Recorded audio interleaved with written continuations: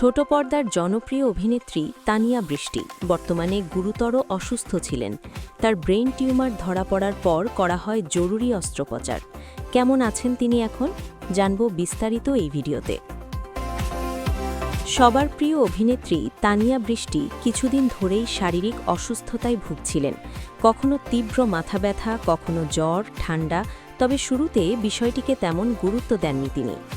পরিস্থিতি খারাপ হলে ঢাকার উত্তরার একটি হাসপাতালে ভর্তি করা হয় তাকে।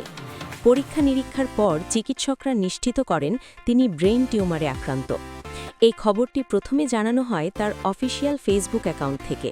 সেখানে অনুরোধ করা হয় শুটিং বা কাজ সংক্রান্ত বিষয়ে আপাতত ফোন কল বা মেসেজ দিয়ে বিরক্ত না করতে। ভালোবাসা দিবসে দেওয়া এক আবেগঘন পোস্টে তানিয়া নিজেই লেখেন, ভালোবাসা দিবসের শুভেচ্ছা আমার পরিবারের পক্ষ থেকে। কাল আমার মাথায় অস্ত্রোপচার, দোয়া করবেন সবাই। Brain tumour. 15 ফেব্রুয়ারি বিকেল 4টায় তার অস্ত্রোপচারের সিদ্ধান্ত নেওয়া হয়। প্রায় 4 ঘণ্টা ধরে চলে জটিল এই অপারেশন। রাতের দিকে নির্মাতা হাসান রেজাউল ফেসবুকে জানান, আল্লাহর রহমতে তানিয়া বৃষ্টির সার্জারি সফল হয়েছে, টিউমার অপসারণ করা সম্ভব হয়েছে। বর্তমানে তিনি পোস্ট অপারেটিভ কেয়ারে চিকিৎসকদের নিবিড় পর্যবেক্ষণে আছেন। তবে চিকিৎসকরা জানিয়েছেন আগামী 24 ঘণ্টা খুব গুরুত্বপূর্ণ, কারণ অপারেশনের পর নানা জটিলতা দেখা দিতে পারে। সর্বশেষ তথ্য অনুযায়ী আপাতত কোনো জটিলতা নেই।